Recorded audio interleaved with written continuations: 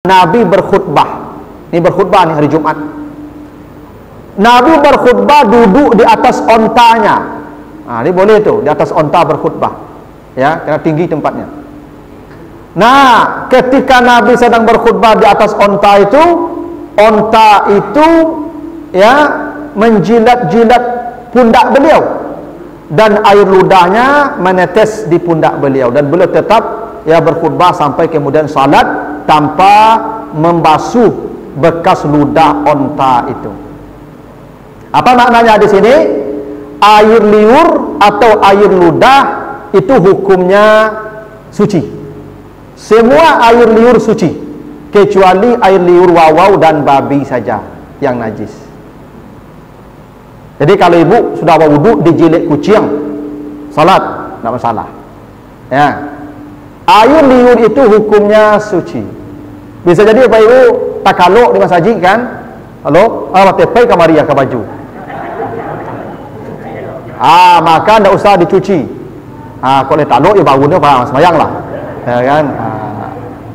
Karena air liur itu hukumnya tidak najis, dia suci. Termasuk, mohon maaf Bapak ya, ingus. Ingus itu hukumnya seperti air liur. Kan ada apa-apa tuh, ya kan? Apa-apa kalau duduk kan melasulasi selemo ya. Lalu bawa sapu tangan. Kayak saya lah, saya bawa sapu tangan Bapak Ibu. Nanti kalau mengalir, masuk kantong, tidak apa-apa. Karena ingus itu hukumnya suci. Ya, ingus sama dengan air liur, boleh. Bahkan seorang sembahyang pun kalau mau dibuang, ditangkap dengan itu boleh, itu suci hukumnya. Dahak juga suci, kecuali dahak yang keluar dari rongga dada. Mohon maaf Bapak ya, kalau kurang nyaman mendengarnya, begitu hukum. Kalau misalnya kalau orang paru-paru TBC, itu dahaknya bukan dari sini, dahaknya dari sini. Maka dahak yang dari dada najis seperti muntah statusnya. Maka kalau dahaknya dari rongga dada, dia mesti membuangnya ke arah kiri, meludah. Makanya mohon maaf bapak-bapak yang sudah dahaknya sudah dari rongga dada, sebaiknya salat di rumah saja pakai ember. Nanti kalau dahaknya keluarkan ke ember itu meludah ke arah kiri. Aja nih bawa lembe ke masjid. Ya, kalau ngapa? Aku kamu yang ludah itu kau taklah bersama lampu ya. Itu loh tuh. Di rumah saja. Iya. Kalau kan dahak itu kan bisa jadi karena kerongkongannya gatal. Biasalah kalau saya banyak bicara Ibu, nanti kerongkongan saya gatal tuh. Nanti mungkin agak ada dahaknya sedikit, itu sama dengan ludah statusnya. Kalau dahaknya dari dada itu sama dengan muntah statusnya najis. Maka Bapak Ibu kalau batuk keluar dahak atau muntah itu mesti mengulang wuduknya itu, karena najis, itu aturannya. Bapak Ibu yang paling tahu. Kalau ingus sama dengan air ludah, dia tidak najis. Ya, termasuk air telinga. Ya Pak, air kan gini Bapak Ibu berwuduk atau mandi, kan ada kata ingus, ada nangung-nangung kan, beko pacahnya Pak tu malele terus wangi kan. Itu boleh, itu tidak najis tu Pak. Oh, kalau kuning warnanya Pak, itu nanah tu Pak. Itu najis tu Pak. Kalau nanah itu sama dengan darah tu Pak. Ini air telinga yang meleleh ketika mungkin kita tadi mandi, ada air yang tinggal di dalam, lalu nanti dia meleleh. Itu tidak apa-apa. Ya, beda kalau warnanya udah lain, aromanya pun tak sedap Pak. Itu najis tu Pak. Itu. Nah, tapi air ludah hukumnya tidak ya najis. Air ludah hewan pun begitu tidak najis, kecuali wawau dan babi. Itu ya ketentuannya. Nah, lalu hadis dari Aisyah, karena Rasulullah yaghsilul mani summa yakhruju ila shalah fi zalika saub wa ana anzuru ila asari ya al-ghasli. Hadis Bukhari Muslim. Saya lihat Nabi itu membersihkan mani di kain beliau, lalu beliau keluar salat memakai pakaian yang tadi ada maninya, dan saya lihat di situ masih ada bekas-bekas mani. Di hadis Muslim, saya membersihkan pakaian Rasulullah yang ada maninya, dan saya kerik dengan tangan saya dengan sesuatu yang yang bisa menghapusnya, tapi Nabi pakai dan di situ masih ada sisa-sisa mani itu. Jadi begini, mani atau sperma hukumnya tidak najis. Jadi kalau menempel sperma di baju, di celana, silakan salat dengan pakaian itu. Karena sperma itu suci. Kalau sperma najis, maka kita pun jadi najis. Karena asal kita sperma. Ya bisa jadi Pak malam, ya kan, ada sperma yang mungkin bisa jadi mimpi basah bapak itu. Ya, atau mungkin anak muda mimpi basah Pak. Kalau mimpi basah pasti Pak celananya basah tuh. Maka dia boleh salat dengan celana basah itu. Kalau pipis tak bisa Pak, kalau pipis najis. Kalau dia pipis, kena pipis celananya tidak bisa dibawa salat najis pipis itu.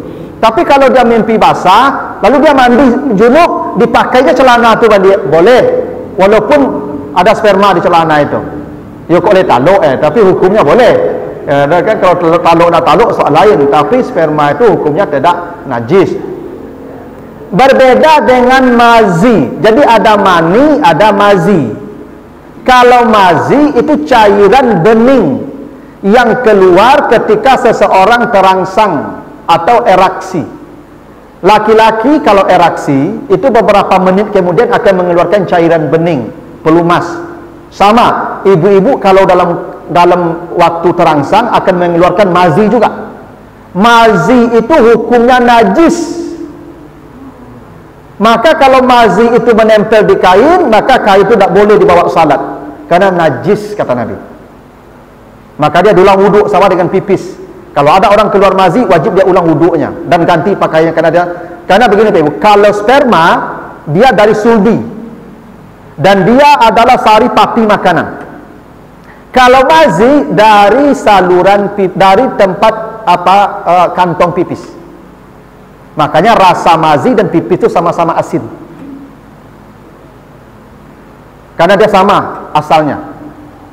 Ini penting Bapak Ibu, karena begini, mohon maaf Bapak Ibu ya. Bisa jadi kita ini habis berhubungan suami istri, lalu memakai celana yang tadi sebelum berhubung kita pakai, nanti subuh dipakai lagi celana itu. Karena mohon maaf bapak-bapak, kalau dia itu habis berhubungan spermanya keluar, nanti ketika dia normal, nanti akan menetes mazinya sisa itu. Percayalah pasti itu. Itu makanya kalau sudah habis berhubungan itu pipis supaya hanyut semua. Kalau tidak pipis, dipastikan mazi itu menempel di kain tuh. Maka kain yang tadi di malam dipakai sebelum berhubungan tidak boleh dibawa salat subuh. Kalau dibawa salat subuhnya tidak sah tuh. Kenapa? Dia membawa pakaian yang bernajis. Dan ini penting karena anak muda kita disampaikan, Bapak Ibu, anak-anak muda Bapak Ibu, nyolong berumah tangga Bapak Ibu. Anak muda kok hormonnya tinggi kok. Nyo acuk eraksi kok. Acuk eraksi kok. Apalagi kalau nyo kerajo tampik dingin nasi eraksi begitu tuh. Kalau eraksinya mungkin 3 menit dia pasti mazi keluar tuh. Maka tolong sampai ke anak-anak bujang waang kalau ke Sumayang, luhu, ang pareso, celana dalam tuh di kamar mandi dulu. Ada ndak mazi keluar tadi kalau engkau eraksi? Karena mazi kan kalau pakaiannya kalau ada ndak ada mazi, cari warna pakaian tuh. Kalau kan 3 deteksi itu. Cari warna dulu. Kalau nampak kalau pakaian ke warna apa? Terang, biasanya nampak tuh kuning-kuning itu. Ada seperti pulau-pulau tuh mazi itu. Jangan pakai, ganti atau cuci dulu. Kalau celana itu gelap, kan nampak warna itu. Aidu. Cium. Ini aromanya khas Pak. Mazi kok aromanya khas. Apa baun? Kan anyo tuh. Oh ndak do baun Ustaz. Jelek stek. Asin ayo tuh Pak, asin yo tuh. Ya tuh. Ini cara mendeteksi najis iku apa Ibu? Warna, aroma, rasa. Kalau salah satu yang 3 itu ada berarti najis tuh. Bapak Ibu coba Bapak Ibu bayangkan, anak-anak muda ini sejak balik dia tidak diberi pengetahuan tentang ini. Dia bawa salat pakaian yang kena mazi berpuluh-puluh tahun, salatnya ditolak oleh Allah. Siapa yang tanggung jawab di akhirat nanti? Jangan Bapak Ibu menganggap sepele perkara yang seperti ini. Berpuluh-puluh tahun, mungkin dia balik umur 15, dia menikah umur 30, 15 tahun salatnya ditolak oleh Allah. Siapa yang bertanggung jawab dengan ibadah anak bapak? Kenapa bapak tak mengajar dia? Kenapa bapak tak kasih tahu dia? Nanti bapak dituntutnya di akhirat itu. Materi kau tak ada di sekolah, Bapak Ibu, pelajaran agama. Contoh cari kau di sekolah, materi kau tak ada, Bapak Ibu. Akan diajar di masjid memang mendengar pengajian. Kau dah pensiun ke sadonya? Kan susah tu. Mana tak ada memang bujang-bujang, mana bujang-bujang kau tak ada lah. Mantan anak bujang ke sadonya tu. Asia mereka bertanggung jawab besok di akhirat tu. Ya bapak lah. Karena anak tu tanggung jawab bapaknya, tanggung jawab ibunya. Maka bapak-bapak anak-anak yang sudah badi, yang laki-laki kasih tahu, nak, ini ya, kalau engkau eraksi, tolong pereso setelah eraksi itu ada tak keluar mazi.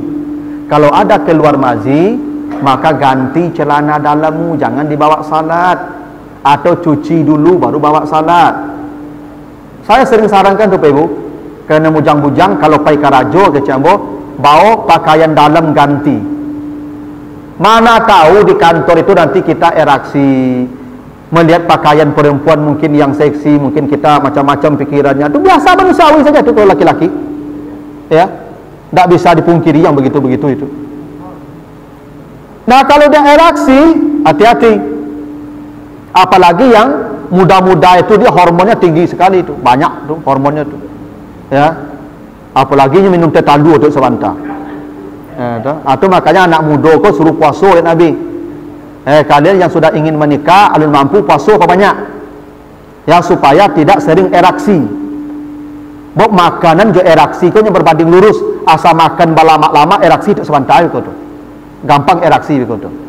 Ya, gitu tu. Ya, pokoknya ibu apa-apa kau jangan ajak lagi teh talua. Ya, lagi bunci setiap hari.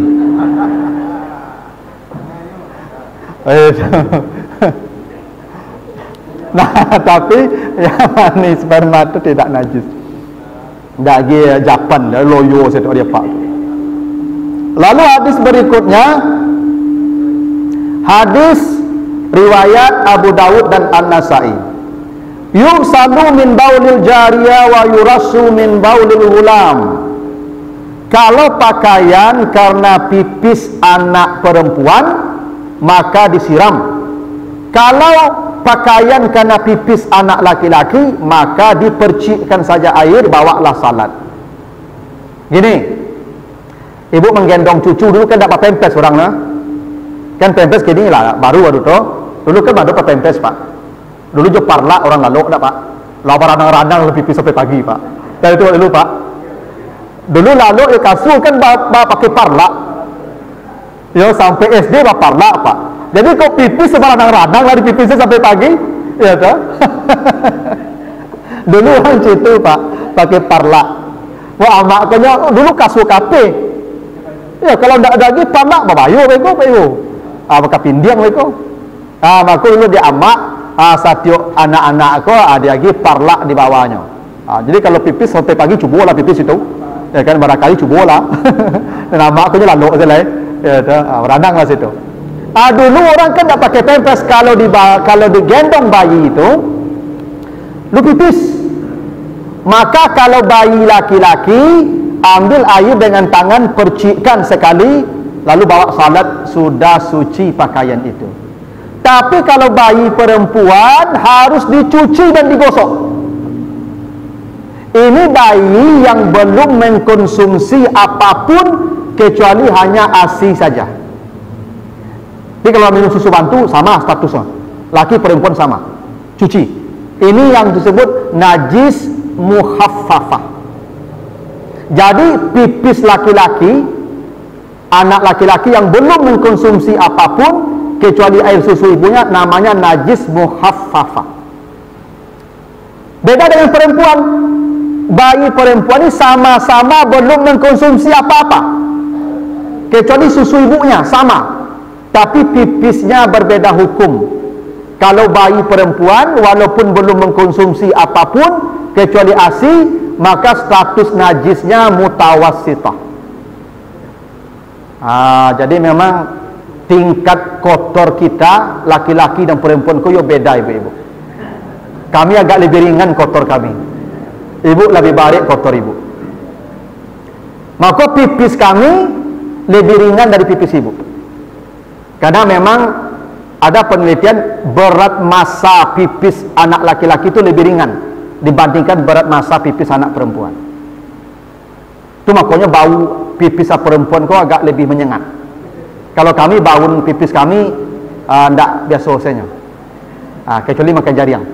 Ya. Kita makan jariang pak. Ya, jadi memang itulah bedanya laki-laki perempuan ibu. Jadi tidak bisa ibu protes. Memang kami kok agak berlebih juga dari ketek, dari layi le. Ya kan agak lebih berasi kami dari ibu. Tu maka sampai gadang ibu, coba cari ibu. Kami ko ibu kalau mandi capek tak? Bambuang-ambuang saya iya pak, keluar le. Ibu kalau mandi saja mandi itu mah, dari itu. Nyo sadar pak kotorannya banyak, tu mah kok lama mandi itu. Awak mandi je sabun bakang kan pak nak? Ibu kalau mandi saembe perangkat mandi itu pak, dari itu. Kok banyak perangkat mandinya karena memang banyak kotorannya. Sadar tak sadar ibu mengatakan begitu itu. Ya, memang begitulah bedanya. Itu maka ibu kalau tidak pakai parfum tidak pede ibu. Kami tidak mandi 2 hari pede jo. Itu. Itu kenapa begini? Ketika kita dewasa balik, apa-apa kalau balik beda dengan ibu kalau balik sama mengeluarkan cairan. Ibu kalau balik mengeluarkan cairan darah yang hitam pekat, baunya menyengat, najis, haid. Itu tanda ibu balik. Kami kalau balik mengeluarkan sperma yang suci. Beda tak? Beda apa? Ibu dewasa mengeluarkan cairan tapi najis. Kami dewasa mengeluarkan cairan suci. Ibu dewasa mengeluarkan darah sakit, Masya Allah. Kami dewasa mengeluarkan sperma nikmatnya, Masya Allah. Beda tuh? Tak beda ibu tuh? Beda. Sampai mati pun tak beda aja ibu. Kami kalau mati kafan kami 3. Ibu kalau mati kafan ibu 5. Bakok banyak mana bungku ibu baun. Ya kok banyak bungku ke tak baun? Tak itu. Itu. Jadi ibu tak usah protes ya. Kenapa kami ini lebih ya ada kelebihan karena memang begitu sejak lahir. Jadi kalau bayi itu 2 status najisnya. Kalau bayi laki-laki najisnya mukhaffafah, kalau bayi perempuan najisnya mutawassithah. Itu ketentuannya. Ada pertanyaan dulu ibu, ini dulu ada 2 hadis lagi. Ada pertanyaan? Silakan Pak. Kalau mazi yang keluar pasti lagi mazi? Kalau mazi yang keluar apakah enggak. Nabi ditanya tentang mazi, kata Nabi fihil wudu. Jadi Ali bin Abi Thalib bertanya. Ali bin Abi Thalib tu ana rajulun mazza. Ini laki-laki yang paling banyak mazinya Pak. Karena Ali ko Pak, mohon maaf, ni syahwatnya memang luar biasa. Ali itu syahwatnya memang luar biasa. Ada laki-laki memang begitu Pak Ibu. Ya, syahwatnya tinggi sekali. Lalu dia malu bertanya ke Nabi. Diutuslah seorang sahabat namanya Miqdad. Karena Ali ko menantu Nabi, anak Fatimah, anak Nabi, istri beliau. Itu malu bertanya ke mintu. Ya toh, itu kita tanya ke mintu, angtia apa ke mintu ya. Itu malu bertanya ke mintu itu kita tanya. Diutuslah Miqdad, itu tanya ke Nabi lah. Ya, bahas status kalau mazi ya cok keluar. Kata Nabi, fihil wudu. Kalau mazi keluar cukup berwudu tapi ganti pakaian. Wudu. Karena keluar mazi sama dengan buang air kecil atau buang air besar. Statusnya membatalkan wudu. Ya. Termasuk dalam salat. Ada hadisnya Pak. Kalau mazinya keluar dalam salat, bisa jadi Paknya manu-manu langsung bayang tu Pak, menghayal-hayal tu Pak. Kan ada tadi Pak, ada lanjut tu. Lalu layang pelan terang layang Pak. Menghayalnya. Halah keluar mazi Pak. Maka kata Nabi, Dia beruduk ganti pakaiannya tanpa mengulang tapi menyambung salat yang tadi. Iya, selama dia tidak berbicara. Misalnya kan terasa kalau mohon maaf Bapak ya, kalau mazi kalau apa ibunya terasa celana tu basah ikut tu mah. Cayolah kamu. Oh, kalau mazi. Oh, seorang semayang lupa dia menghayal tadi. Wuduk. Sepanjang berwuduk kalau lain dah bicara, ganti pakaian, lanjutkan salat yang tadi. Boleh? Boleh. Tapi kok lama mengecek, mengapa? Ikulah keluar lo nyoan. Itulah mota nama tu Pak. Tidak bisa itu. Kalau itu tidak bisa lah mota tu. Lam awal balik lah batal lah itu. Ya mana tahu Pak. Dan bujang-bujang kan macam-macam. Kau namanya hidup lah manusia tu. Ya bisa jadi tadi cuma jalan ke masjid Pak, bersobok je cewek rancak seksi Pak. Masuk dak hilang cewek tu Pak, masuk ke penganan. Kan tu makanya kalau laki-laki salat lewat perempuan dan anjing hitam, maka ulangi salatnya. Nabi ditanya, Rasulullah, kalau anjing hitam lewat bakok batal salat kami. Kata Nabi, zakat syaitan, tu setan yang lewat tu. Gitu. Kalau perempuan sahabat dia tanya oleh, paham jawabnya. Kalau perempuan ku lebih dari setan apanya? Ya pendampaknya. Lebih dari setan dampaknya. Kalau setan tibu hilang. Kalau perempuan kok nampak tak capek hilangnya lama hilang semua. Tak bayang. Tu maka perempuan kau tak boleh kami jadi imam salah subhanallah, tak boleh. Kalau salah imam, ibu tapuk tangan. Kalau ibu kami salah jadi ambo jadi imam salah, tapi kece ibu subhanallah. Ambo bertambah sasik ambo ibu. Yang ambo pikir bantuan di belakang tu silakan Pak. Pipis kucing. Kalau pipis kucing najis Pak. Yang tak najis seluruh ludahnya tadi. Apa sedang semayang tu jilik-jilik kucing Pak? Apa biasalah kucing tu jilik-jilik dah bang. Tapi kau dia pipisnya macam apa? Dia macam ni. Lah uduk balik. Cuma apa kalau kali pipis kucing kalau semayang tu ulang uduk tu ulang apa? Cuci pak kakinya, salatnya diulang. Salat diulang, tapi wudhu dah diulang. Tak. Apa perikama saji, tapi jak curi kucing, tak berterompa lah. Atau mungkin berterompa, tapi kaki. Cuci saja kotoran itu sampai hilang baunya, warnanya, aromanya, itu ya rasanya. Tu tak usah diulang wudhu. Kerana menginjak najis tak membatalkan wudhu. Yang membatalkan wudhu tu buang angin, buang air, menyentuh perempuan, menyentuh kemaluan, muntah, keluar mazi, itu baru betul wudhu.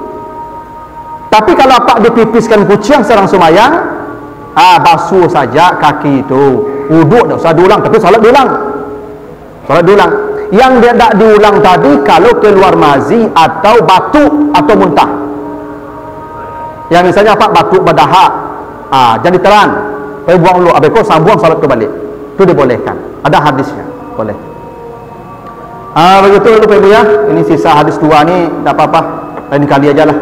Ya, mudah-mudahan ada manfaatnya, lebih kurang mohon maaf. Subhanakallahumma wa bihamdika asyhadu an la ilaha illa anta astaghfiruka wa atubu ilaika. Assalamualaikum warahmatullahi wabarakatuh.